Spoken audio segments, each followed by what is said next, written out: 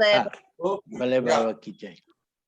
So welcome to today's Zoom Satsang at the Hare Ashram in Alochi. And this is Sari from Russia, who's always here with us.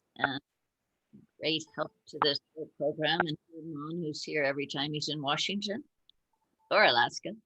And our two special guests today are Uday from Dehradun. Dehradun. I was supposed to say Dronagiri. Dronagiri one from Dehradun. Yes. And Sanjeev, who's in Delhi, India. So we're very grateful to have you both. So the way we usually start is to ask one of you, and we start with you, Uday, to just tell us about your journey. How did you come into contact with Babaji, and any special stories you have? Stories I have plenty, but I think looking back over last 40 years, my first thought is that, looking back at life, you can then realize with some benefit of all these years of being in this path, that I think most of the things, when you look back, it seems that it was all kind of preordained for you. So I got connected with Babaji's family from the early 70s. So in the early 70s, I was in Bombay, and in that time, my first sort of family became the family of Pallu and Yogendra. And we became so close that I used to sort of live in their house. We were like one family, And from then on, there were so many other people who later on I came to know, who were Babaji's family, but at that time I didn't know. So with Alokji, our previous chairman, we have relationship of two generations. So my grandfather and his father were friends, and my mother and his mother came from the same little locality in Allahabad, and so on. And even with our present chairman, I have many sort of family relationships. My wife Ritu is sort of distantly related to his family, and so on.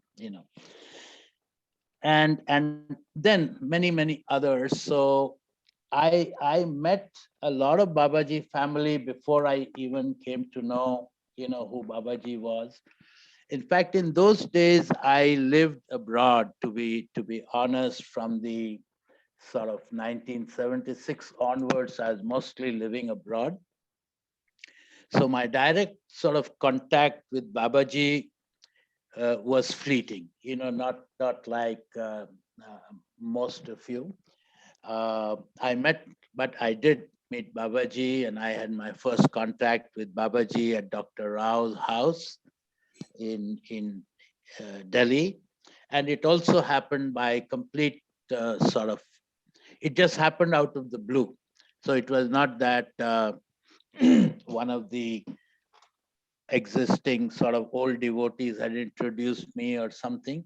Yes, I recall that when I used to meet Palluji and Yogendraji, they used to talk to me about Babaji, but soon after I'd gone abroad, so I had kind of lost that trail. But back again in Delhi in the, I think, early 80s, I did go to Dr. Rao's house, and I met Babaji, and I still have that vision of that first meeting with him in my mind. And let me say something in this time, which I've felt always and I feel today, that many people have often asked when is Babaji coming back, and they're waiting for Babaji and so on. But I have always felt that Babaji is here. We have to be open, and you can then communicate with him. He communicates with you. So, to tell you, one of my experiences probably 15 years ago in Chilianola, somebody who doesn't know me, but he's a very, very old devotee of Babaji's, and now he must be above 90 years old, Indian devotee. He came to me and he talked to me about certain devotional practices that I do. And he told me that you change something, and you change your way of devotion. That means your daily, what we call in our language, nitya karma, the everyday devotion. And he gave me some tips. And that was one of the only kind of profound conversations I had with this gentleman.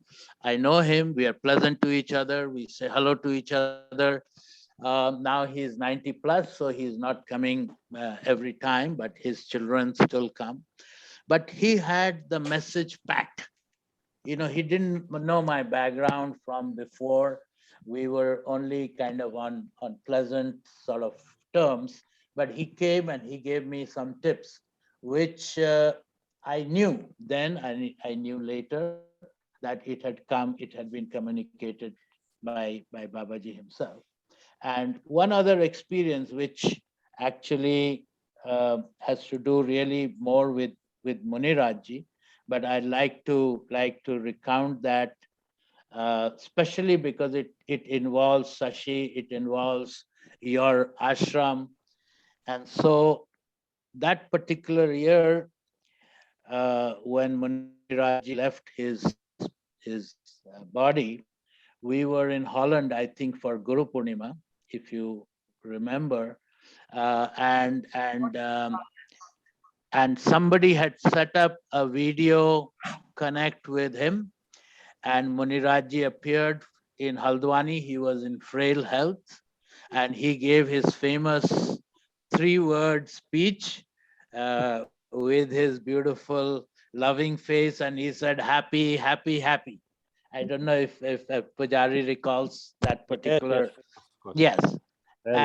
and that meant so much to everybody who was there. And then I came to US. I had plans to come to US, and I had a call with Sashi, and Sashi is like my sister from many, many years. And she said, "Are you coming?" And I said, I was in Berkeley, at that time in US. And one of my friends, he's a professor at Haas School of Business. And I said, no, at the moment, I can't see myself coming. And my friend, the professor, he was going to where Caltech is in San Diego. And he had arranged, because he would be busy, he had arranged for a car and a driver to take me around and all. But one day earlier, while going to a restaurant in the morning for breakfast, I had this sudden bout of uh, melancholy, if I may use that word, sadness.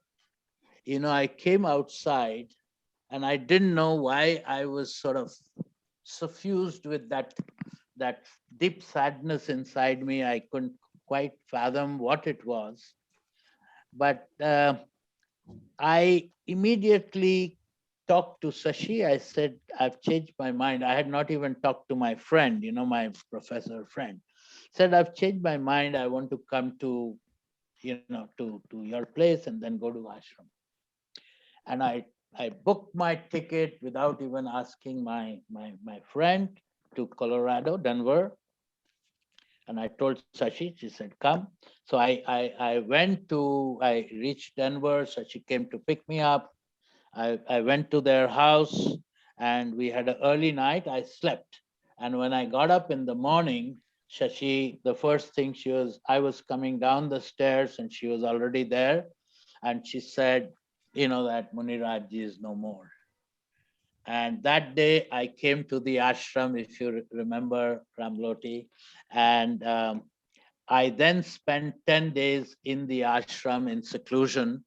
And again, looking back, I I felt always, and I feel to this day, that I got that message early and very clearly that there was something which was which was sad and which was about to happen. Though at that moment, when that sadness came, there was no uh, prior information. Muniraji's health had been in same condition for many months, but that happened. So I have always felt that if we are open, to our divine teachers, then they communicate with us, and we don't need to wait for anybody to come. We need to actually surrender ourselves, So what I have learned in my humble journey is that the most important thing is to kind of surrender yourself completely at the holy feet of the master, and then it becomes his responsibility to take over and guide you on the path of your journey. So I will stop and then I can come back. Well, just give me 1 minute. 1 minute. Well, thank you. I think that's such an important message for all of us to remember that. And we often speak about that it's not Babaji present or not present. He's always present. Absolutely. People ask all the time here, well, who's the guru? And here's like Babaji, he's always here and always both taking care of us and also, shall we say, stirring the pot so that we Absolutely. I mean, we feel that, Sanjeev and I, who are involved, now also with the kind of affairs of the ashram, etc., we feel his physical, not only presence, but in a way, actively intervening in kind of in the events that happen. And the fact that we have been able to keep the ashram together, hundreds of people working, and without much many people coming, without sort of any donations coming, yet not one person has been displaced, not one person has lost his job, his salary. Everybody has been kept, and this could only happen by the supreme grace of Babaji. He has looked after his children, like, and nobody has been affected. So, yeah, Sanjeev. Yeah, Bhole Baba ki jai. Am I audible? Yes. Very good. Yeah. So, see, connecting with Babaji is very difficult to where to start. It's not so easy. However, I still remember the day in 1994, in the month of April, I got to know for the first time about Babaji. I met Naveen Chandra Joshi. The old devotees will know him. His daughter was a friend's friend. And one day my friend just took me to their house and I just met him. And I was that time, I think, 28 years old. And, I'd already done a lot of reading in life. I was in search of some answers. There are a lot of questions. I was searching for an answer. I had read at a very early age, Yoga Vasishtha. I had read Bhagavad Gita by many authors. So a lot of books on Shastras I had read. And on my own way, I had my own, religious rituals and practices. And I was born in an atheist house. We didn't have even an ant size photograph of a god or a temple in our house. My mother and father had no clue of how to pray to God. So it was an atheist house. But from a young age, I started praying to God. Started with Hanuman Chalisa, learned few mantras on the way. So Naveen Chandra Joshi introduced me to Babaji. And and he told me to read this book, Autobiography of a Yogi by Paramhansa Yoganandaji. And there was a close to my house, around 700 meters away from my house where I used to stay. There was a second-hand book. It used to be on the pavement. In India, you will see, a lot of areas, busy places. There's still shops on the pavements. So from my office, when I used to come back, I used to generally look around for some good old books from that shop. So I remember Naveen Chandra Joshi on a Sunday night evening. And on Monday evening, I while I was looking for books, he told me, I said, okay, in the due course of time, I'll buy this book. And when I went to that payment bookshop, the first book I saw was Autobiography of a Yogi by Paramahansa Yogananda. It was the first edition. The price was 35 paisa, Indian paisa. The first edition, the book was in a beautiful condition. I paid 2 rupees for it. I bought it. Uh, and I went back home. I had a bath. I had my dinner, and I started reading the book. I didn't put the book down. Early morning, I had a 9 o'clock flight to Bombay. I had a meeting there. So my vice president was traveling with me. I said, sir, I have to, please pardon me. I'll not be able, I have to read this book. We'll start a conversation once we land there. So he said, but we have to prepare for the meeting. We'll have enough time in Bombay. It'll be an hour's drive from the airport to the client's office. So we'll talk on the way, but I have to finish this book. Anyhow, we went for the meeting. Still some part of the book was left. So he said, okay, let's go for a dinner in the evening. I said, I'm really sorry. Uh, you have to go alone. Please pardon me. I have to rush to the hotel and room and read this book, finish this book. So I spent the night finishing that book, and I read that book at least 100 times over, non-stop. And I started praying to Babaji uh, from 94. And then I lost a contact and touch with Naveen Chandra Joshi. In 98, I had a very strong desire to go to Hera Khan. After 4 years, after praying to Babaji for 4 years, uh, because when I used to read the book, I used to always pray that I want to meet Babaji, I want to meet Babaji. And the book that is written, if you sincerely pray, you will meet him. So I, 98 first time I went with Naveen Chandra Joshi, we first went to Chilianola. We met Muniraji there. That was my first brush with Herakhandi family. And then we stayed a night there. We went to then Hera Khan. The road still was not in action. So we took a truck from Jamrani and went to Hera Khan. Spent a night there. And I'll be honest, at Hera Khan, it was an instant connection. I knew I've reached my home. That belonging, that longing, it was not answered in any kind of words, but it was experiential, that then we came back to Delhi, and after coming back to Delhi, that feeling became even stronger.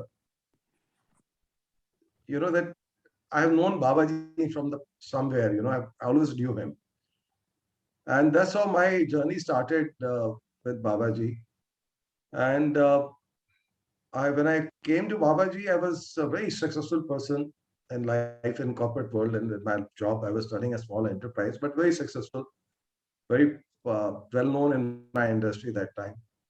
Uh, but something changed, from the very first Navratras, which I attended at Chilianola.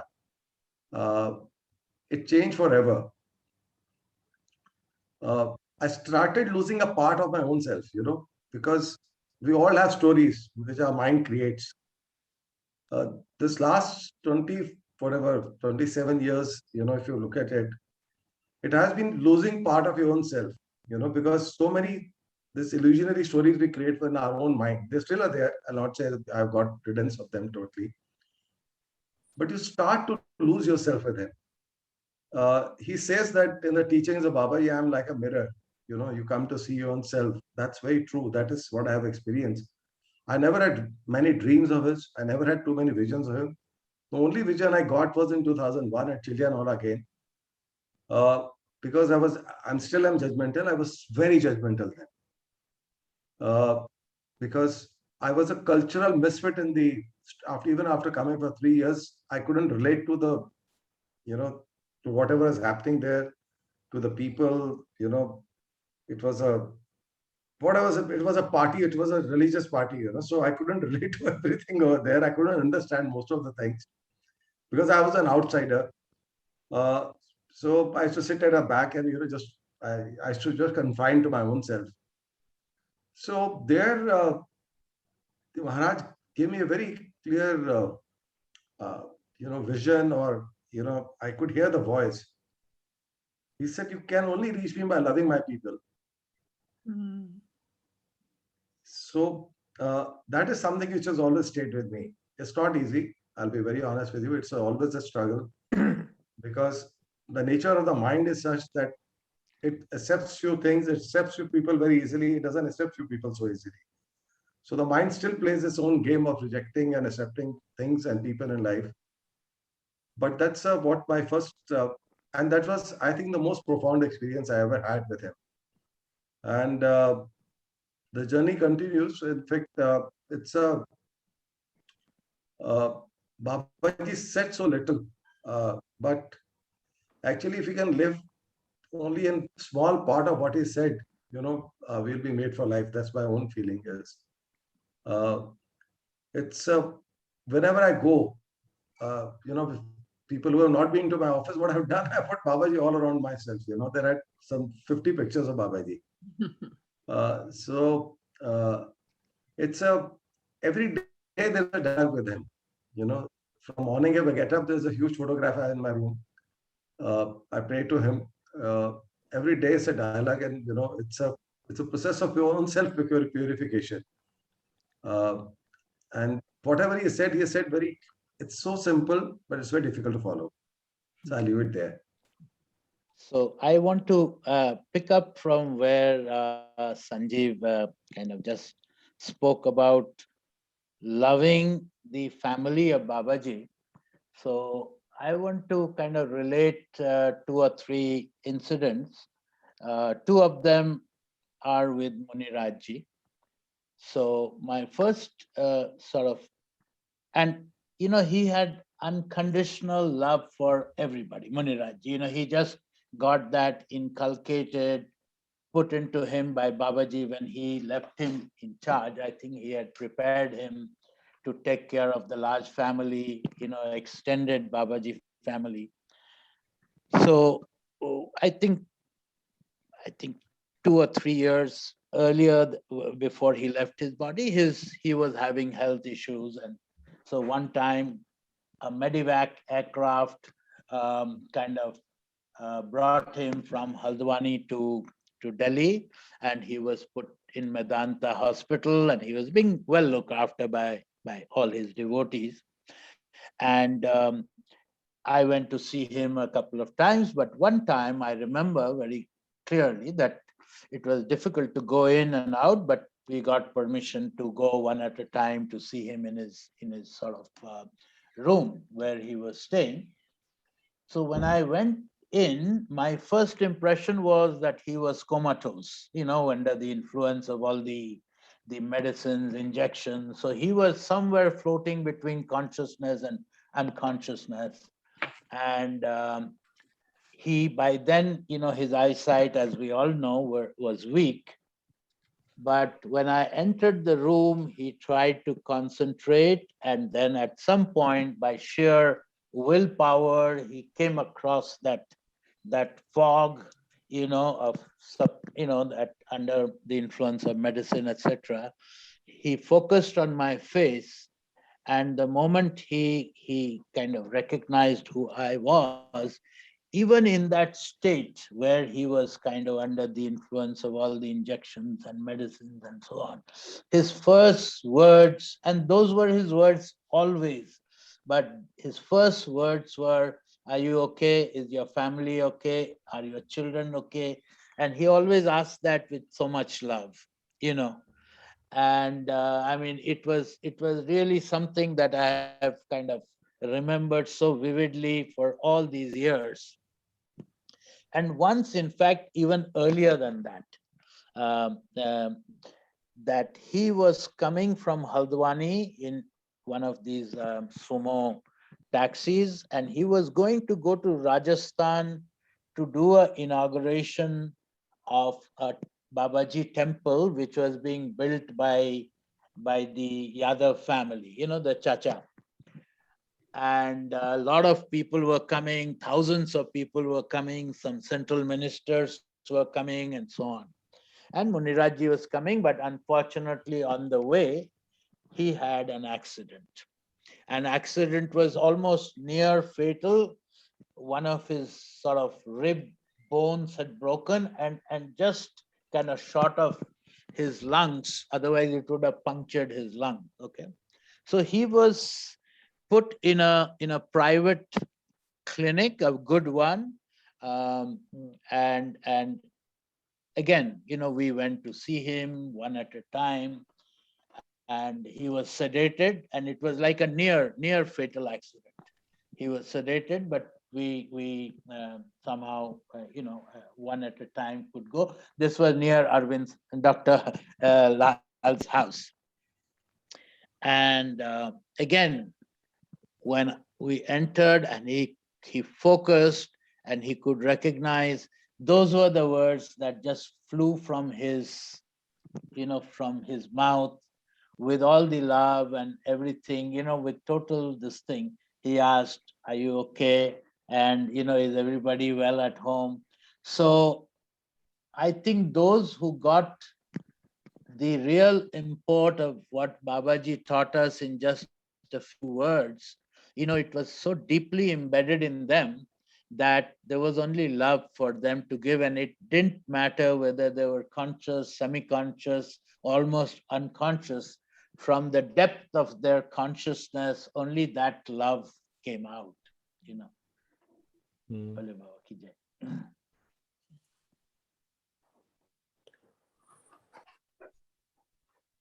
So beautiful.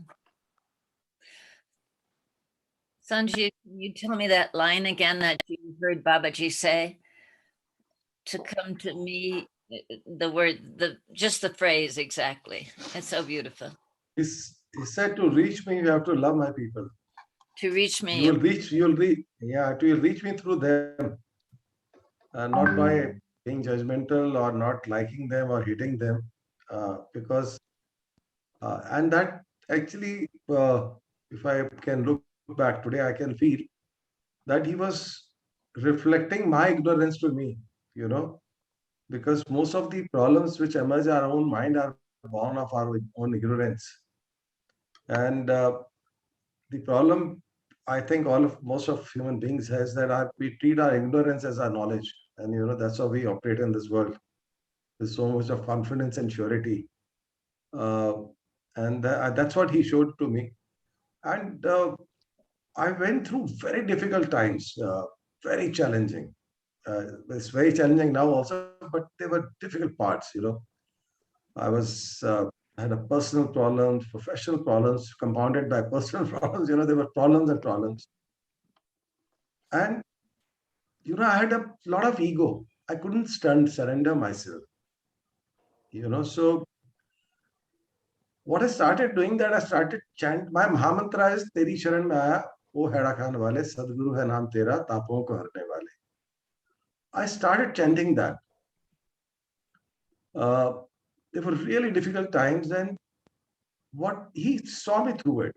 I never lost confidence in my own self, in life, and faith in him. Uh, so always the feeling was that he is there. He is there to look after. He is a protector. He knows, he understands me. If the challenges have come, he'll find a way to guide. So that the shield of protection, that umbrella of protection always felt, and most of the, I mean, it's a beautiful thing when you are collectively singing, you are collectively joyfully, with everyone. It's a that's a very beautiful experience, because a collective energy, collective consciousness, it deepens you, it elevates you at a different level. And when you go alone also to the ashram, there is a different kind of a connectivity which you get with Babaji over there, with that omnipresence energy.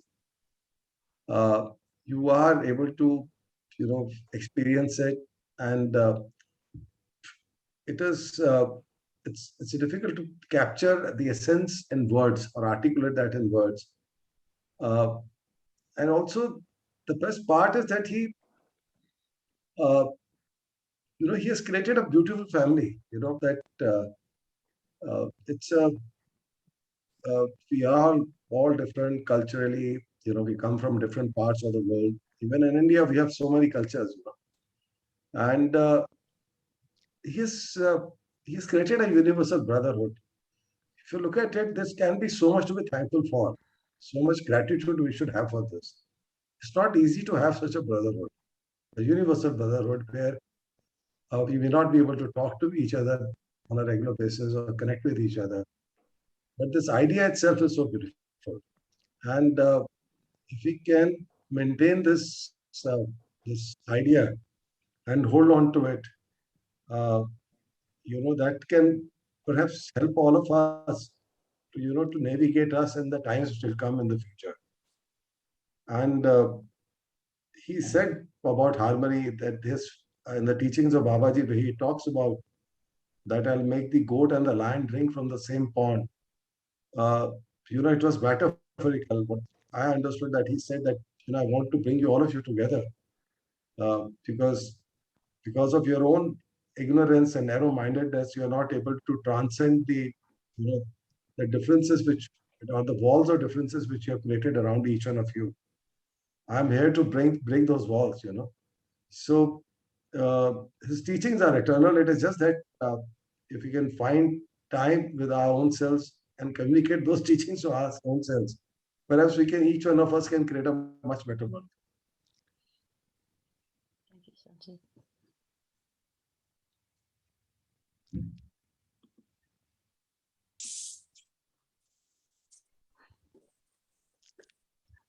Yeah, maybe I can add a few words of the human Please. topic, how it was so beautifully spoken by both of you about Muniraji, his influence.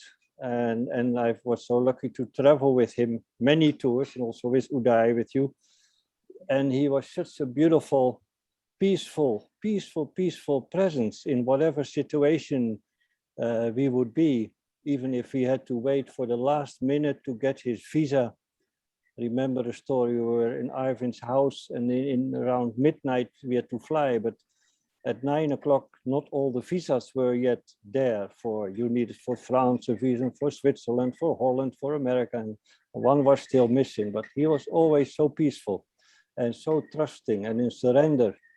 It has been such a grace to be in that presence for a long time.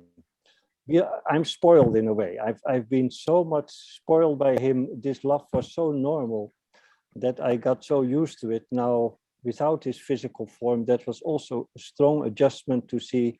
It's really, we have to find it inside, how you both expressed it so beautiful. That's the basic part of Baba's teaching, is we have to live that love, no, without judgment.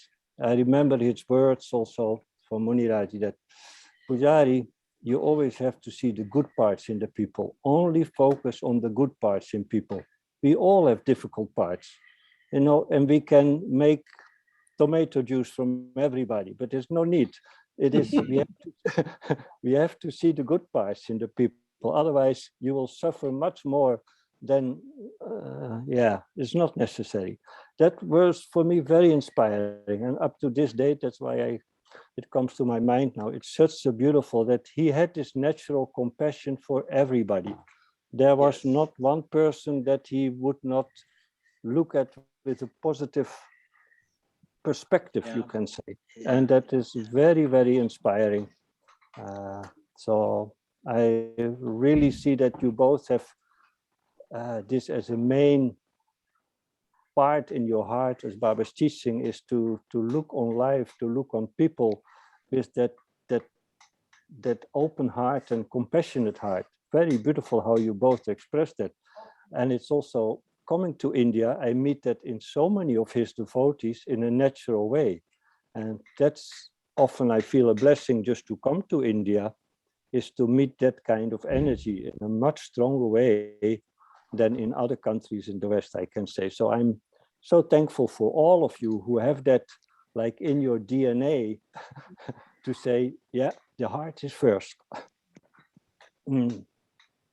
Talking about, his being, Muniraji being calm under all circumstances, I remember one year, which you will all recall because most of you were there, the year when this state where we are, where our ashrams are, which is now called Uttarakhand. Earlier, it was part of a larger state, as you know, Uttar Pradesh. And one year there was a big agitation, where we had hundreds of people who reached Haldwani, and then from Haldwani to go to Chilianola was a difficult task. People were throwing stones and so on. So I went to see Muniraji at his house, and even he had not been able to go. But he didn't show any sign of agitation. He was calm, and he kind of blessed us, and ultimately we all reached everyone. And as it happened, I was traveling with some 100 odd people. They're all with Sondra and all. They were that year, the 100. And I was traveling in a bus, and we started in the late night saying that we can get out of the city limits before all these agitationists wake up. But as bad luck would have it, I was in the bus, where we had maybe 30 people from all over the world. And there were 2 or 3 other buses like that, all traveling together. And lo and behold, somewhere close to the Godam station, as we are going in the sort of darkness, 2 big stones fly through the front window of the bus, and there was a Irish girl. She got it, a flying object on her head. And then we all kind of decided that if we stop here, it's likely that we'll expose everybody to some kind of a danger, because people were awake and they were sort of agitating. So we carried on from there all the way to the ashram, which was like 2.5 hours. And this lady had got this stone.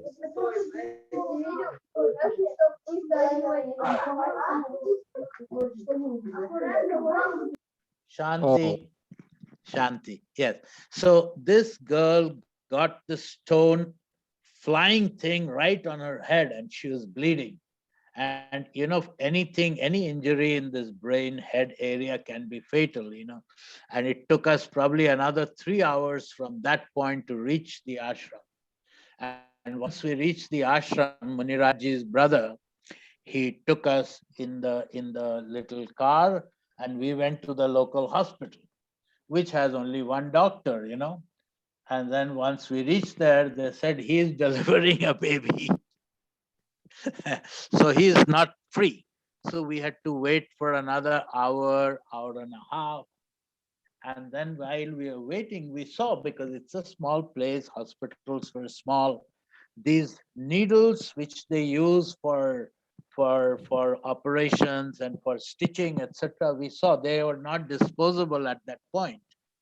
They used to boil them to sterilize them. So we saw that these needles were being sterilized by boiling. And we were sitting there. This girl was still awake, had not sort of passed out. And in that small place, with the blessings of Babaji and the protection that we have, this local doctor did whatever operation was required and stitched it up, and nothing. She was fine. Nothing happened to her. So, and through all of that, when we reached the ashram, Muniraji kept his sort of equanimity. He was calm. So I think it it also rubs on his devotees as well, So Pujari may be being very humble, but I have seen such qualities in Pujari. I've seen such qualities in Ramloti and many of Babaji's devotees. Under stress, which has been many times we have been under stress for one reason or another. Recent has been the COVID problems and all, but that calmness seems to descend in I think we lost another, right? The calmness He's- seems to. So does anybody else have anything they want to add, or also in the gallery, any questions that we can? See, I agree with what Yeah. largely Uday was saying. yeah. And So I think sorry, the Uday whole was back. family. The Yeah, calmness please. is back, descended. Yeah. Yes. Bole Baba ki jai. Yes, please. So I think these good things about being calm, being without being judgmental. I think over a period of time, those who have been in the family for long, I think it has come to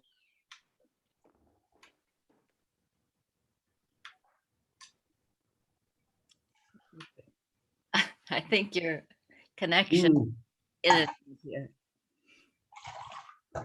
Not yet stable, no. Mm.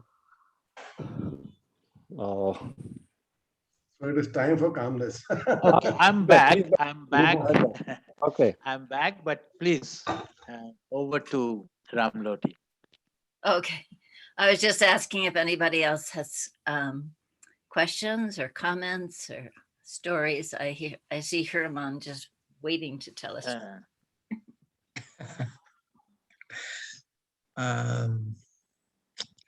Well, I also, I just feel like it's a inherent part of our teaching from Babaji is just basic kindness. I mean, like, what does the world need more than for us to be kind with each other? And I think that's part of the love, truth, simplicity, and service. Just basically being kind and looking for the good opportunity to help people, and that brings out the best in each of us. So, and Muniraji, of course, was the epitome of that. Just so amazingly, just such an amazing, sweet soul. I just really, there's just love for you all. Love for us all came shining through him. I had an interesting experience. I don't think I've ever really shared with anybody, but that when Muniraj left his body, I had started out as a dream, and then I woke up in the dream. But I was in a dream and I saw Ganga, and who had left her body before Muniji, and she said, or no, first I saw Muniraj, and then he said, "Look who's in the kitchen." And I saw Ganga, and I didn't know that Muniraj had left his body. And then as soon as I saw Ganga, I realized what was happening, and there was just such complete calmness and love in Muniraj, even in the next world. he always had it. And also, Muniraji, I think the great quality about him was that he had a great stillness about himself. Say that But again, Sanjeev. I didn't hear that. He had a what? it was he had a great stillness, calmness, and stillness about himself. But yet it was very active. He could center people, energies around, and everything was used to be in a auto mode. It was everything was happening without making it happen. It was sublime. His presence could had a great quality to integrate all the energies together, and it was. And the other thing was, I think, was he was had a great also a leadership quality. I would say he knew what to give to whom. You know, uh, his way of involving people, keeping them motivated, keeping them entwined. Keeping them uh, to enable the entire Babaji's movement move forward. I think he contributed immensely. Uh, it's not so easy, but I think a great service to Babaji and Babaji's community for 28 years. That age, he kept it together. Not only kept together, he helped it grow. And also at the same time, he had a great enabling, soft, subliminal power, which kept things together, which kept things moving, uh, which is not so easy to articulate, or capture in words. Pujari would be able to perhaps enhance what I've said. Yeah, of course, I understand your way of speaking, and it's difficult to, because Muniraji had all these aspects. One of the things that comes to me at the moment the strongest is why he was able to do that, because he was so focused on his discipline also. He would have every morning his quiet time, and there he contemplated on what is going on with the in the ashrams, with the people, even abroad. He would give a call to me even in Holland, and at a certain moment when we just established in that was 91, 92, the ashram, that he sent some carpets from the Gandhi shop. He was so attentive. And like you say, these things he did so natural. It's like effortless. His karma yoga was really karma yoga because he didn't look like he was doing much. And some people even complained that he was a lousy doer, that he didn't do everything good, but he did everything so in a natural flow that is so admirable. Like it looked like he didn't do anything. And at the same time, it's an incredible load of energy he was moving through the family, involving the hearts of many people, involving the minds, the capacity to serve. And I say, I think his discipline, morning and evening, this sitting quietly and contemplating life, service, Babaji, devotees, he had everything in view all the time. He was so focused on Babaji's service that he had all of us constantly in his heart, and in a very alive way. How can I express it? But I hear you, Sanjeev. That was really almost mystical, how he was able to serve the family in such a non-doing way, almost, as you expressed it. Yeah, beautiful. And also, he had a magical way, even if he didn't talk to you. When you went to the temple during Aarti in the evening, he'll just one eye, a small smile, he could inspire, you know, and he gave you a feeling that he was connected. He just noticed you. He's there with you. Uh, it was and the way he kept everyone involved in a different way at different levels, at the physical level, at the spiritual, intellectual level also. But he kept it. He had a great way, I personally feel. And you rightly said his karma yoga was very effortless. You thought nothing was happening or nothing was being done, but there's a very nice quotation by Lao, the Chinese thinker. He said, "Nature is never in a rush, yet it accomplishes everything." So he had that very natural state of stillness in him, and yet he could enable things and make things happen. This conversation reminds me a lot of the old Harakan Baba book, which we retranslated and made From Age to Age, we call it, and it was from that little book. But it was the original from Sastraji's brother who wrote it years ago. Girdharilal Shastri.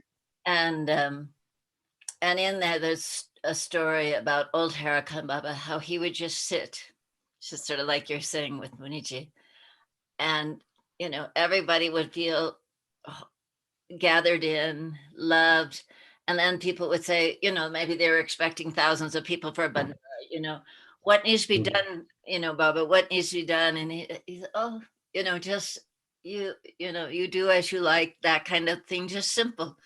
And Yeah. everything transpired beautifully, you know, it was just all, took no effort. It was exactly like nature.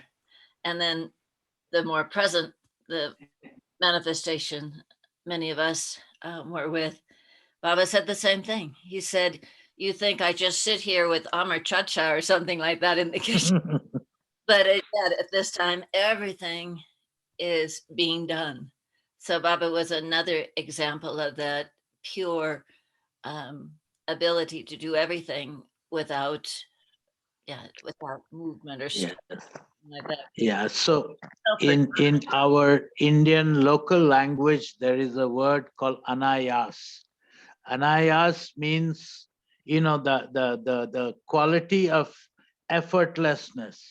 You accomplish something because now you are in total control of all the elements of nature. So you can accomplish it without having to make a lot of sort of show a lot of physical effort, but it happens because you put all the elements in a harmonious way. So I think that comes with a higher level of spirituality. And I think we all can feel that sometimes, at some moments, things just seem to fall into place. And you wonder how it, got everything fell into place. But I think that happens because at that moment, by some propitious circumstances, you have been able to also sort of commandeer all the forces of nature to work for whatever you're trying to accomplish. and I think that's our natural nature. Yeah, And yeah, yes. having done, you know, many big things here at the ashram, many big gatherings and things like that, Oh, sometimes I'm blessed with that realization that I'm one with everything, with Baba, with God, and it just goes so smoothly. And then at yeah, other times, I think I'm the doer, and I step out of that oneness, and I get all stressed out, and the event is pretty stressed out. yeah, yeah, yeah. So Right. those are the kind of momentary interventions from the divine to put us back into our reality check. When we're the doer, there's often way too much to do. Yes. I love that. But one thing I wanted to share, I think, with all of us, because we all have experienced that the kind of sheer joy forever and ever, and all the ecstasy that we have experienced, over all these years, as a family, together, individually, all the inspirations we have got. I think if I look back and see, I think it has been one, for want of a better expression, one hell of a, beautiful journey.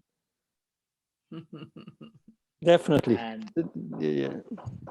so many grand, beautiful experiences. One which I had with Ramloti in 1999 at Kumbh Mela. See, if you Baba. will give, yes, if you have the time, I can quickly share that. Of course, I think Pujari already knows, but maybe some of you will enjoy listening to this. So Kumbh Mela, that was the last Kumbh Mela of the last millennium, and it has been to date the largest confluence of human beings on one piece of earth ever. And my sense is that it is never going to be repeated again, that number of people. And of course, some of us who were there, we are very fortunate to have been there at that moment.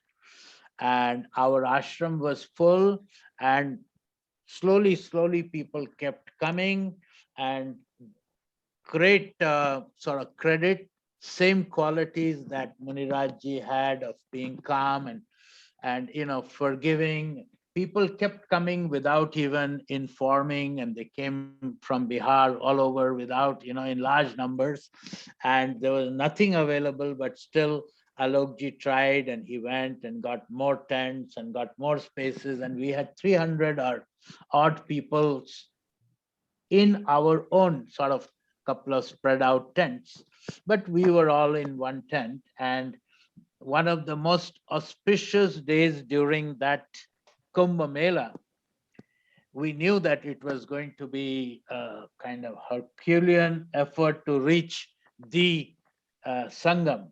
So if you remember, Pujari, we all started, I think, at 2 o'clock in the night, and we had done all our homework, who was going to be our guide in front, who was going to be our guide in the middle, at the back, and all of that, that we'll all walk in sort of together. And then the moment we were out, we knew that we couldn't walk on the surface. We had to kind of fly over people's bodies, because they were kind of human beings stuck to each other. There was no space to sort of move between them, because they were like packed like sardine outside in the open. And it was a scene to be seen anyway. But somehow we walked. But within 5 minutes, I think, of our getting out at 2 a.m. in the night, and all the training and things we had done, we were all dispersed. So I think we were now spread in 5, 7 groups, and nobody knew where the other person was.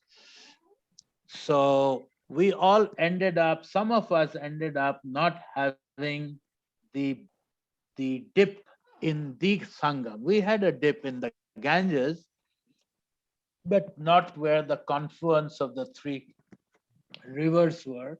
So we came back somehow after a couple of hours, meandering through that huge crowd, and we were back in our tents. And that day, Alokji's wife came back a little later in the day after lunch, and she had 4 of her very trusted local help. And they said that, if anybody is interested in going and trying once more, these are my people, they know everything, they'll take you, and so on. So Ramloti was one of the volunteers, I was one of the volunteers, and there was a lady from Patna whose father was an old devotee, and she said that she knows everything, and so she came along with us. And again, the second day also, the crowds were almost, though it was daylight, not 2 a.m. in the night, so we could see, but the crowds were in equal this thing. So we kept walking, and as we walked, we lost our health. So out of the 4 people who were there supposed to be taking us, we lost 3 of them on the way. So when we did, after 2 hours of walking, we bare feet, we walked, we reached the spot, but that spot was so crowded. So we said, okay, we'll take off our clothes, we'll just go for a quick dip. Our attendant was supposed to hold all our, belongings, watch or clothes, whatever. We went just there, straight. One dip, 2 minutes, back.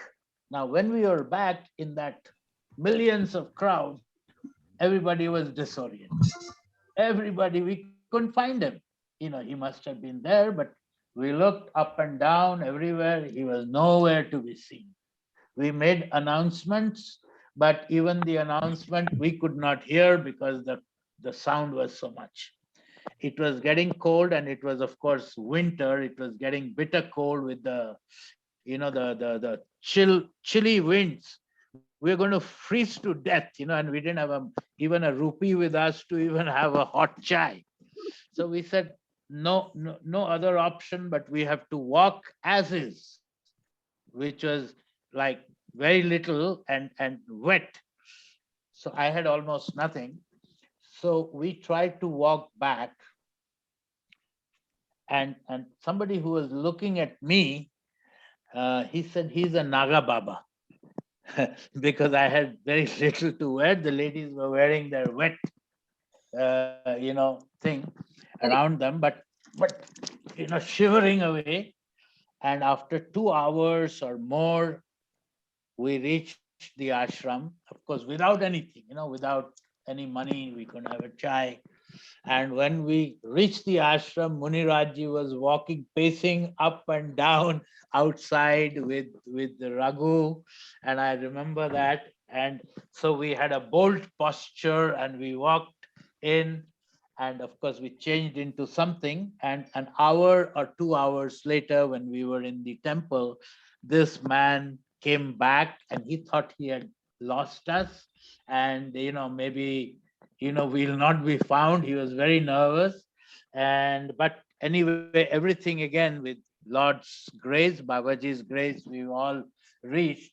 And the best part was, I'm sure Ramloti had the same experience, that with all that wet things and in the sort of cold evening, with all the cold breeze, I know that I didn't even have any cold or catch a cold or anything.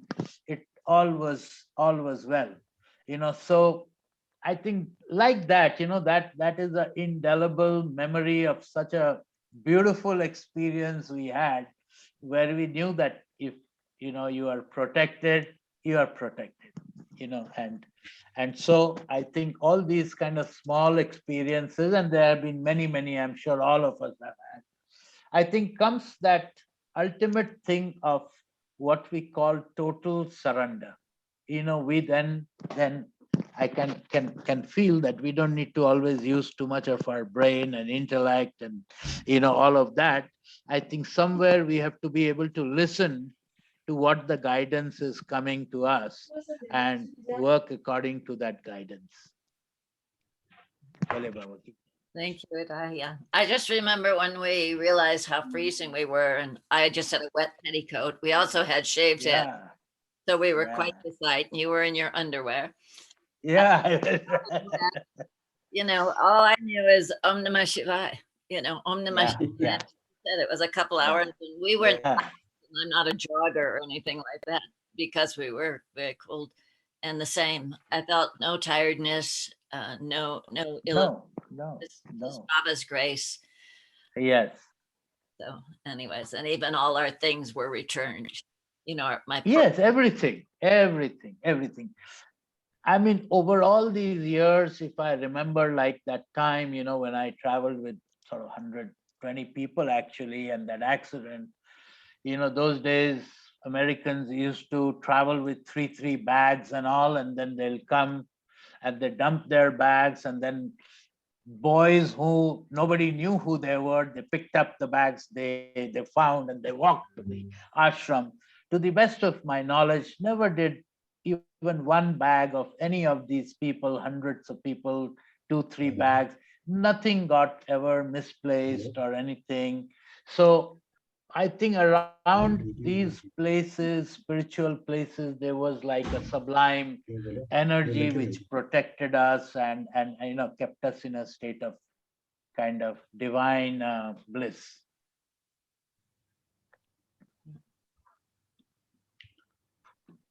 Pujari ji. Yeah, what to say, it is surrender. What comes to my mind, how if we are in surrender, something divine takes over. The moment you were speaking, what came to my mind, when in Holland the ashram burned down in 1992, then that was in end of April, but already the tour was booked and Muniraji would come, I believe in June. And he said, no, we will come. I don't know if you were there. I'm not sure. My memory is failing at the moment, but there was quite a tour group with him coming. Yes. But the whole thing said, no, we just go on. But you can imagine there was no building, no ashram. We only had an outside duni and a little shed at that moment. I had my house close by. Yes. But we had to organize everything. He said, no, we will come. Everything will be fine. Chatterjee came, everything went perfect. We got a big hotel. We rented it out completely on the opposite side of the road, and some holiday parks and some other hotels. And we had a huge tent put up for to gather together and for the food. Yes. And how all these things came together, because I had to organize, mainly the main organizer was Pujari, to organize all these things, and that was very challenging. But it went so like something else took over, and that can only happen if the divine steps in to that. You cannot do that on a personal, that Pujari was doing this, and that's with the whole story of the ashram. And same, I think, for Ramloti, it's not a personal, you're doing something is happening, and you're quite in the middle of it, but you don't even want to take personal responsibility for that. Would be a joke. You're not really doing it. You can every day see it is just a kind of happening, like the sun comes and goes and it flourishes and then it goes down, goes up. Natural process. So that surrender takes off Yes. the weight also of it. It has to take the weight of the mind that you're busy with it. And Yes. Sashiji told me some beautiful things about that whenever in Holland, when he came to inaugurate the ashram, when my mind wanted to think about something, he would say, "Oh, look there." He would point at a flower or an airplane. He would not allow me to go to my mind and listen to whatever it wanted to say, because there's no need for that. You have to stay just in the moment. Trust Babaji, everything is going perfect. And that is, yeah, still lesson number one, lesson number 1 or 2 for me. That's such a beautiful. So Pujari, we remember all the great arrangements you made in the Holland ashram over the years, and I still remember the natural ice creams that you had a little stall every time, and the couple who used to come to cook, for all the Guru Purnima in Europe. Such a loving couple they were, humble and loving, but their food reflected, their sort of. They were also devotees. I remember so much good time I've had there, and of course in Ramloti's ashram, I've spent so much time. I came for the inauguration of that temple. I don't know what year that was, 95 or something. We came, couple of us, I think, with Arvindji and Alokji and all, and so many beautiful memories. And Babaji made it all possible for us to come together, and my family now is all over the world. What else do we need? Yes. Right. Monica, did you have a question? No, a story came in my mind about the Kumbh Mela and Yes. trust in God, because I don't know, was it the Kumbh Mela of Allahabad? What the story you told, or where was the Kumbh? Yes. Yes. Kumbh Mela in Allahabad. And, every year in the past, I think 30 or 40 years, probably from Babaji's time, every big Kumbh Mela, there was a big ashrams, tents and all, which Alokji organized because he was local. So beautiful arrangements were there with a little temple tent, havan, and kitchen and everything. And as we said, that many people, in spite of telling them to inform in advance and so on, but a lot of the devotees who come from the hinterland, they'll just land up. And yet we saw so much of love and compassion from Alokji, and also he never said people would come till 4 o'clock, 5 o'clock in the evening after the kitchen was shut. They came, they reached the ashram and they were hungry. And so again, food would be made for them. I mean, I was much younger, and I would kind of be tempted to tell them that, look, lunch time was 12 o'clock, it's over. But no, Alokji saw to it that food was again made for everybody, that more tents were set up somewhere.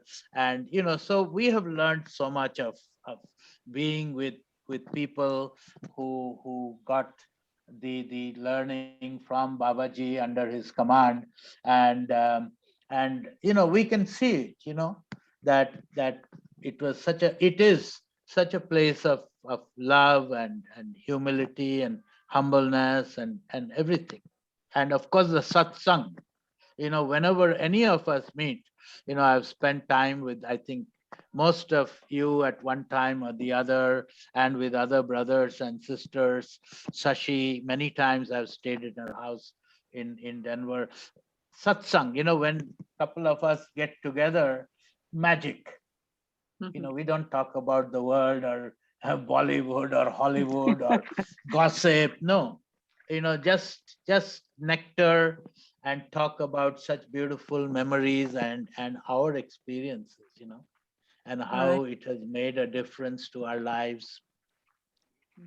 Yeah, so I was there in on the Kumbh Mela, and Yes, yes, yeah, it's beautifully organized. Thank you for that. yes, And the story came in my mind because we were in the morning getting to the river for a bath, and yes. I was with a German devotee and with the American devotee, and we on the way back we get lost. We get Yeah, lost. It's yeah, huge, and it was really getting dangerous because we were lost. We didn't know yeah, where the way we were going, and there were both scientists, and they freaked completely out. They freaked out, and I was like, okay, I was like, Babaji, now you help now. And then I was changing the channel in me, and I said, you tell me now where to go. And then I was crying at them, and I said, you listen to me now. And then I said, we go now right, now left. And they said, no, it's wrong, it's wrong, it's wrong. And I said, no, you come with me now. And after half an hour we reached the our place, and wow. Muniraji was already sitting on the fire, and he was smiling, and and it was out of the mind, because Yeah, but we reached the place. So this is to yeah, surrender on Babaji. yeah, yeah, Yes. absolutely, absolutely, Yeah, this story just came in my mind about the Mahakumbh. absolutely. Yeah, yeah. Yeah, I yeah. mean, even for us to walk back in the night, in the evening when it was getting dark, and we didn't also know the way, but somehow our honing instincts brought us back to the ashram. It took us long time, bare feet. We were bare feet because even our, whatever shoes we were wearing when we walked, that was with our attendants. So when we were coming back, we were bare feet with, all the steel sheets lying there. Anything could have hurt us quite badly, but we are protected. We're Right. protected, we are guided, we reach back Yeah. as if we had a honing device fitted inside our brain. Yes. Yes. Thank you. Maybe some people don't understand the magnitude, but I don't know how many millions of people were there. And so many of the major ashrams and groups of sadhus, it was really first organized, I understood, by the government to support the sadhus during this special time. And so there were, I don't know, 10 million people there at this Kumbh Mela. No, much more than that. Much more than that. So if any of you who are curious can go back, and you can on Google, they will show you not only the numbers, but because nowadays you have technology with the satellite imaging and all, so they can actually be able to estimate the close to exact numbers of people, and the magnitude of numbers. I don't want to quote because I don't remember the exact number, but I know that it was the largest confluence of human beings at one place anytime up to now. And my personal sense tells me that probably we won't have more people at any time in future, larger numbers than that. That was just the magical moment. And yet, on that particular Kumbh Mela, there were no accidents, there were no kind of outbreak of some cholera or something, nothing. I mean, you will recall that the local people who come from the villages, they get to drink the local water, etc. But I'm sure, somebody may have had some minor sort of upsets, etc. That, but I have not heard. I've not heard of any major mishap or accident or some outbreak of something. It all was kind of like a collective protection. That whole area was divine at that point in time. I think it was over 30 million people. Wow. You're right. Yeah, Wow. yeah, yeah. That's a lot of people. I And remember. it's in a small space. It's like, That's like two Australias put together. I in remember. Manhattan. I remember I would Yeah. always go every year to the Paducah Puja around that time. It was in December, and so I was talking to Muniraji, and he told me there would be no Paducah Puja this year because we were all going to the Kumbh Mela, and I should go too. And I said, Muniraji, there's no way. India intimidates me to some degree because there's so many people in so close a space, and I'd heard about the Kumbh Melas, and I said, no way, Muniraj, I would be frightened and scared. I couldn't do that. He said, oh yes, Ramloti, you can. And I said, Muniraj, I can. He said, I will take care of you. And when he said that, my heart just sort of like you, Monica, my heart just relaxed into knowingness that he would. And there's such love. And he did. I had Yeah. I felt like I had VIP, everything, a nice place to put my sleeping bag, a nice place to do this. And even he helped get us home from our Yeah. Yeah. so it was just that love that made me go. And exactly what you said, it was so well organized. I couldn't imagine that there were that many people there, but it was so. The other thing I realized too is that they'd have loudspeakers all night. Very loud. Silence. Oh, and the speakers were just horrible, and they loud and we all. and I I remember one time I asked Muniraji because there's a time, there was no cars could come in or anything. So he was right there in the tent with us all. And I said, how did you sleep, Muniraji, with all that noise? He said, oh, I slept well. And he pulled out his earplugs and showed me that he was.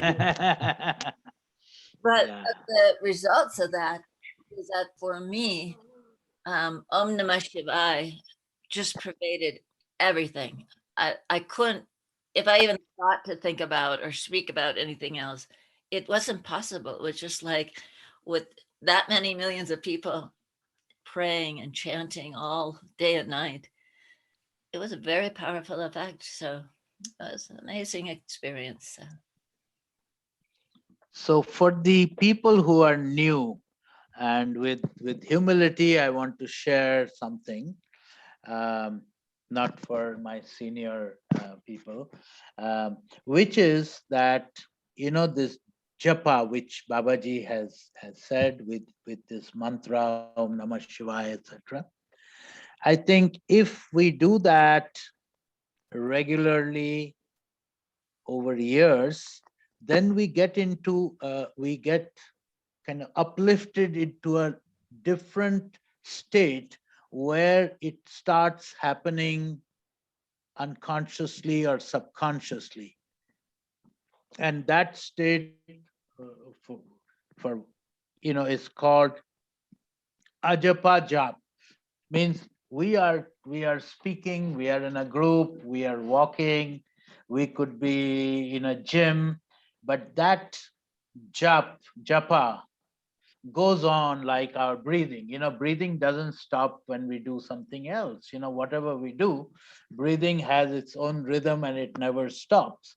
In the same way, I think if we practice with sincerity, with surrender, and do that, silently, and keep on doing that, then there is a state when it gets, like some force outside of us, a divine force obviously takes over. And like a breathing, it just happens automatically. And that's a beautiful feeling too, that, suddenly you are walking or doing something, and then you realize that your mind, something is going on, even though you are doing whatever, but that activity of the mind, of the soul is happening.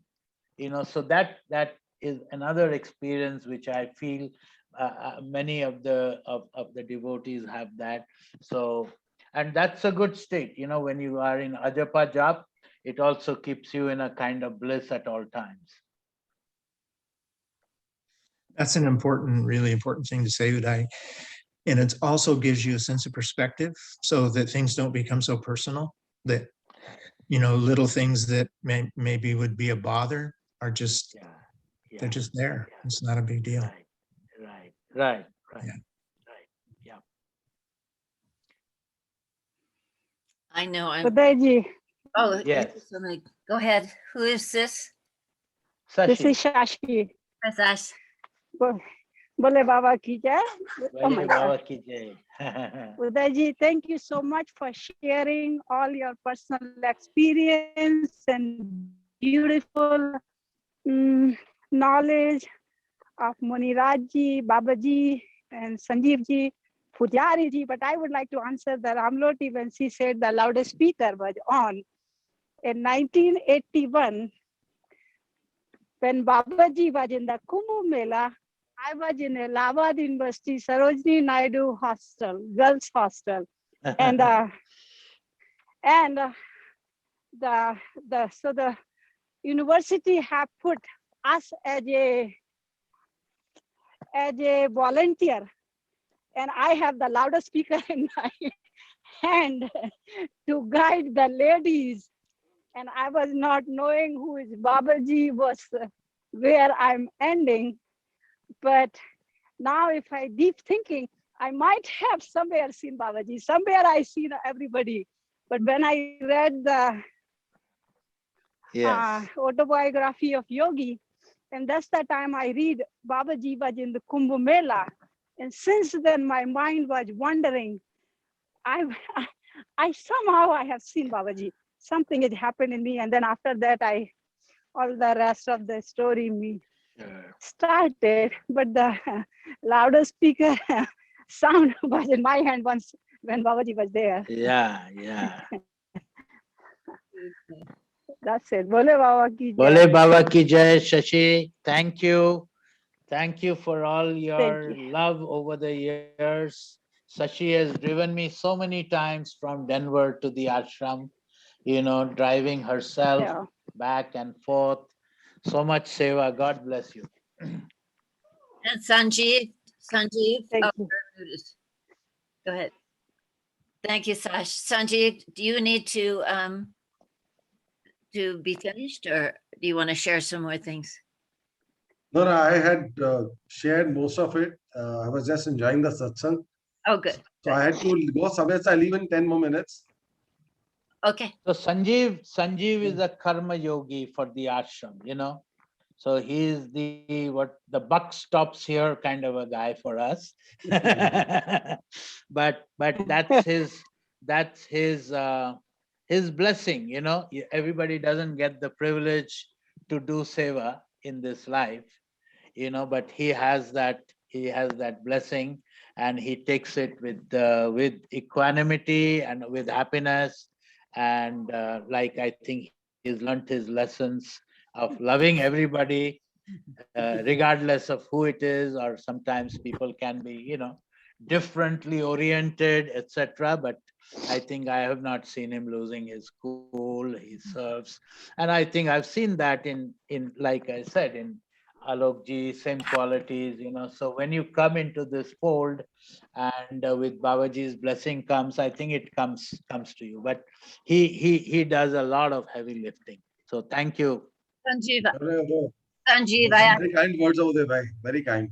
Sanjeev, Yeah. I actually have a question for you, and it Yeah. does relate to what Uday was saying, in that Mhm. I have seen your tireless support, whether it's traveling with Muniji to Italy for Guru Purnima Day, or helping me here in America when I call you and you help some strangers who are stranded at the train station or whatever.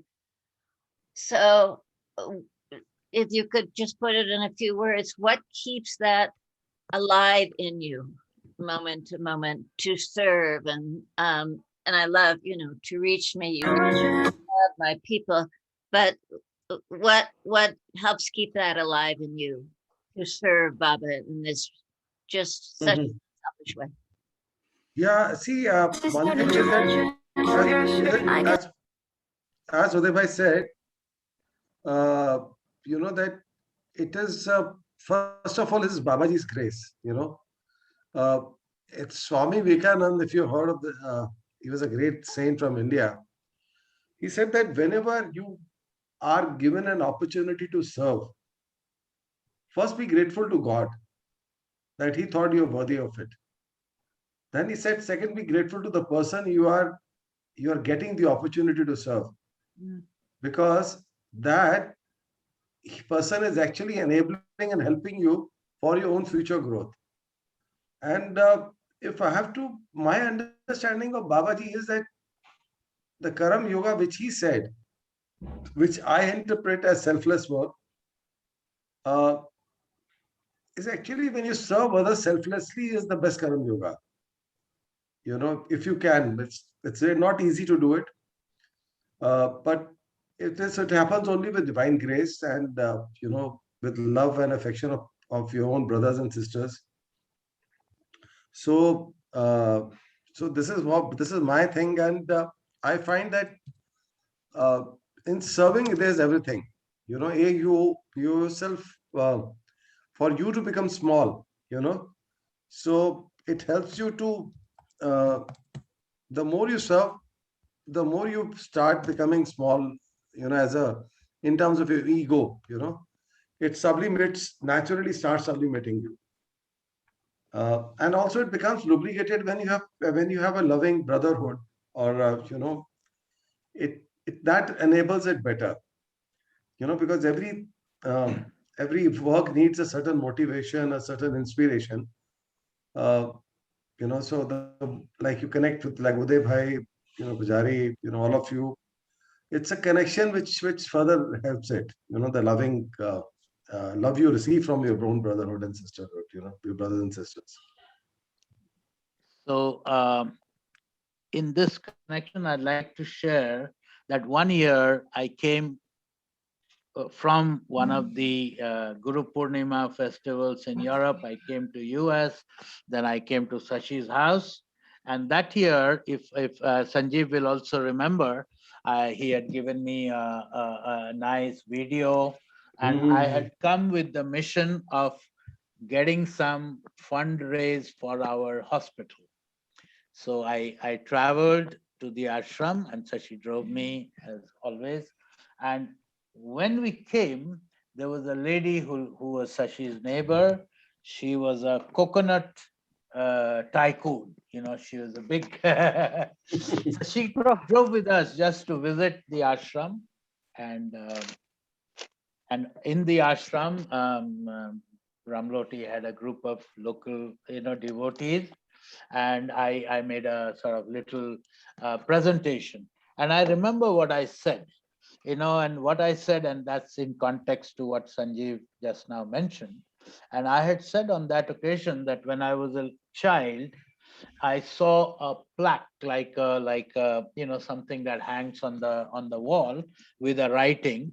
So it was in our family home, and I saw it as a young boy, maybe 6-7-year-old, and it said in Bengali, and I'll say that and then it translate. It said, "Korite Ishwar Sheva Shad Jodi Mone, Prothome Manav Sheva Koroho Jatane." Means if you have the desire to serve God, first serve humanity with a lot of care.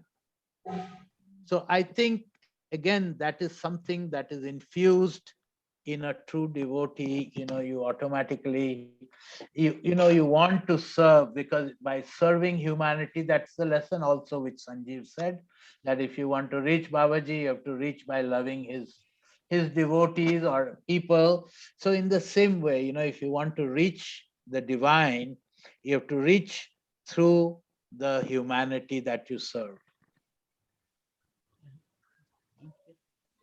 Beautiful. And the lady who traveled with us, all the way from Denver, she somehow for the presentation, she got moved by maybe the beautiful video which Sanjeev had given me. And she then and there made a donation of $10,000.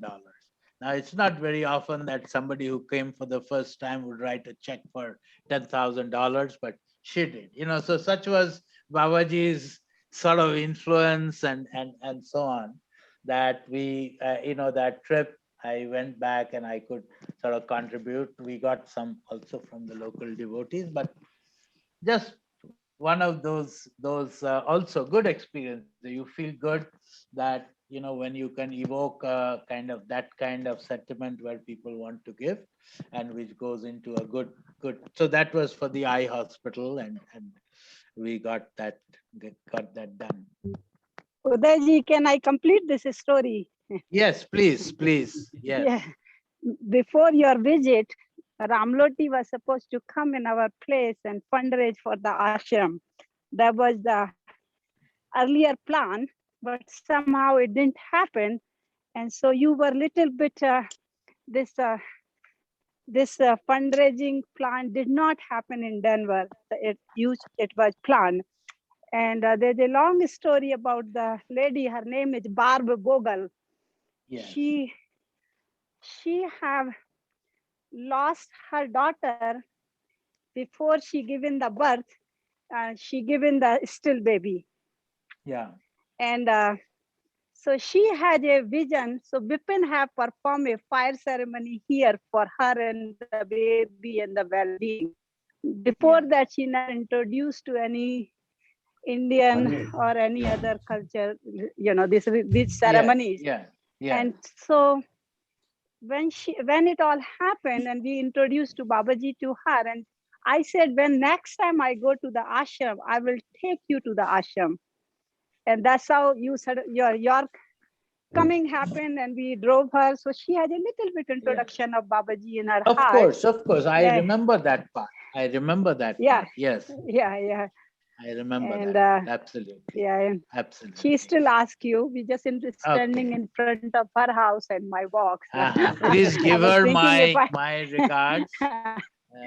Give her my regards, and hopefully one day I will be in Denver again soon. So if I have the absolutely, this house is can seek welcome. permission to leave, I'll be grateful. Thank you, Ramloti. I'm so grateful to you. We all are grateful to you.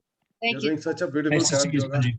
Thank you for all you do and our friendship. No, what you are doing, I'm so inspired. I'm so grateful to you. You're doing a great service to the Babaji community. Thank you. Pujari ji, Uday bhai, Bhole Baba ki jai. Sorry, Bhole Baba ki jai. I want to say, Niraban, Thank you, Sanjeev Bhai. Yeah. Sanjeev, Thank you, Sanjeev Bhai.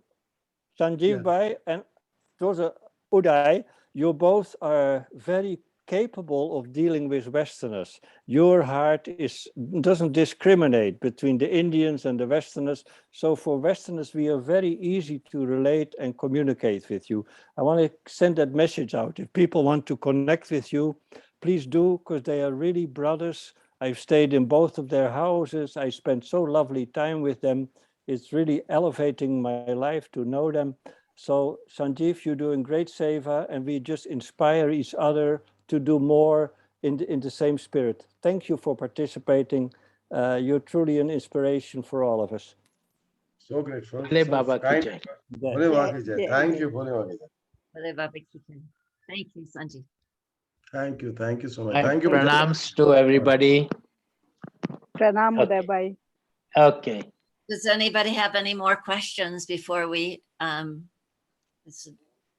even though Sanjeev had to leave, if anybody has questions or wants to share another story or anything? I just Thank you. No, go ahead. Please. No, please go. I would just thank you. I will also leave. Thank you, Hiraman, to meet you on the Zoom. I never met you before, but I heard about you a lot. So it's a pleasure to see your face and listening about all your wisdom, what you share. And I really appreciate all your listening. And I would say thank you to Pujari, how you have shared about Muniraji, his discipline. That's really touched my heart, and a lot of learning to bring some of the, some of the qualities in me. While I listen all of you, I wanted to, the to cultivate inside me. This is the whole purpose of No. the satsang for me, to listening others and to cultivate those qualities, to we can surrender in front of Babaji. So I say thank you, Pujari, and thank you, Ramloti, all of Thank you. you. Bole Baba ki jai. Bole Jai. Baba ki jai. Jai. Jai. Thank you, Shashi. Jai. So Hiraman, you had something to share too? Just Yeah. just something brief. When Uday was telling the story about the lady in Boulder or Denver, it's like we never know. Earlier we were talking about Sanjeev was saying how Babaji said, "Love my people," but we never know who our people are unless we really go out there and be welcoming to everyone, and extend that to everyone, like they're all our brothers and sisters. And Babaji has so many more people than we know about. Sure. Yes. It's a big. This is Rita on the telephone. Huh? Can you? Yes. This is Rita. Can you hear me? Yes, Rita. Yes. Okay. This has been so inspiring, and thank you all for this, and Ramloti for bringing this. What has come to me? I never met Babaji, and but I did meet Muniraj, and all of what you're saying is so true about him. And what comes to mind with this is Amaji has said that at this time in the world, our minds are in an agitated place, and nature is in an agitated place because there's a energy of anger and like a negative, I don't know, anger around the earth. And the way to counteract that is like what Babaji said, to practice humanity, to be kind and to love each other, because we're not only polluting the earth with poisons, but we're also polluting it with our negative thoughts and our negative actions. And so I just wanted to say that loving each other and being kind to each other is also helping the earth and nature and all of us. So that's all. Absolutely. Unconditional love. Yeah, we just don't. Yeah. We don't know who we touch or help. We just got a message from somebody, and we often get messages from people who say, 10 years ago, 15 years ago, when you passed through our city, and you don't know how much you helped us. We were in a time of turmoil or hardship. And so we just don't know, like you said, Hiraman, how many people are out there that are just waiting for a kind word, whether they're Babaji devotees or doesn't matter. We're all devotees of God, whether we know it or not. And just a Sure. kind smile, a patient moment, opening the door for it's so simple. It's the simplest things where we see the God person. I remember people, to this day, people ask me, what was it like to be with Babaji? And I always say, it's like living in a greenhouse where everything is, you're just surrounded by, warmth, love, that I feel Babaji always sees me in my full divinity. And in that place, I and probably everybody else were just nurtured to live in space and to realize it. So it's like Babaji is the eternal greenhouse keeper and takes care of us and surrounds us with love, which is what Nan Singh said at the last satsang we had. Just remember that we are all surrounded by these loving arms, whether we call it Babaji or Amaji or just the divine or nature. And I think that's so important. On these words that Sanjeev said, to reach me, you need to love my people. And I think those will just stay in my heart for quite some time now. So thank you. Anybody else have anything they want to share? Otherwise, we'll ask Pujari to finish with the beautiful bhajan. Oh, then I have to go to the puja room. Very good. Let you go to the puja room. Thank you to everybody.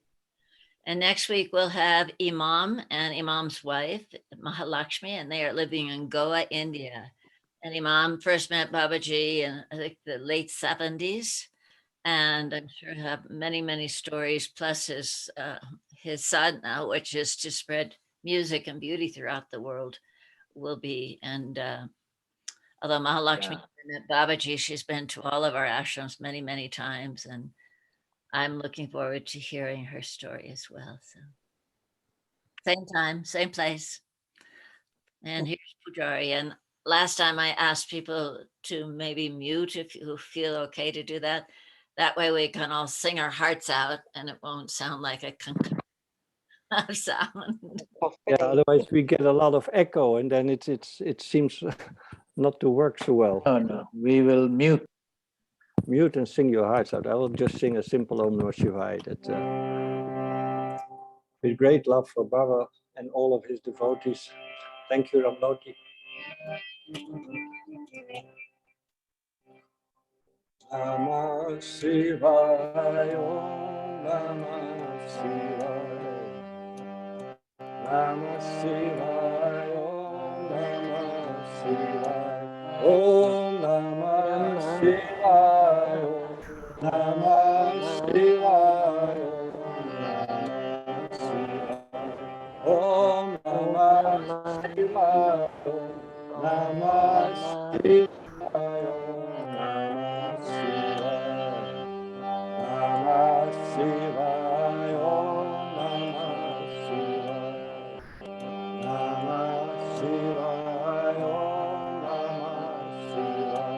Om Namah Shivaya, Om Namah Shivaya, Om Namah Shivaya, Namah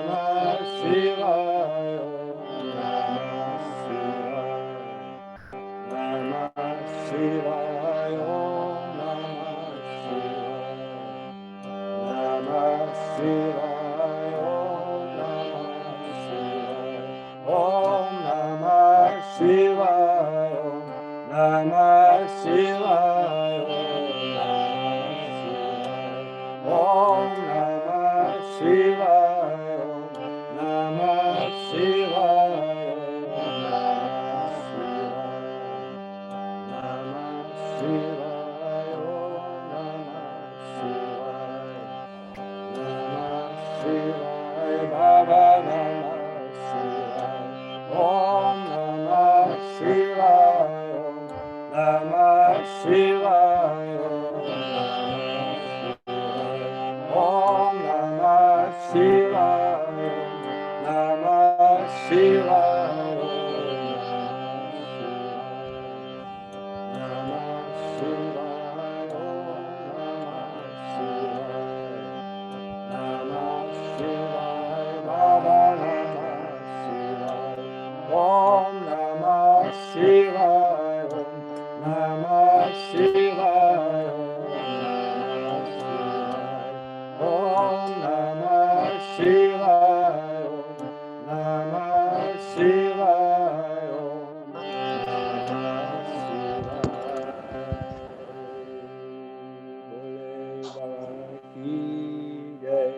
सब भक्तों की जय, सब संतन की जय. Om. Thank you, Uday. Happy to see everybody. Sita, Ramloti, Bori Baba ki jai. Uday Baba ki jai. See you next week.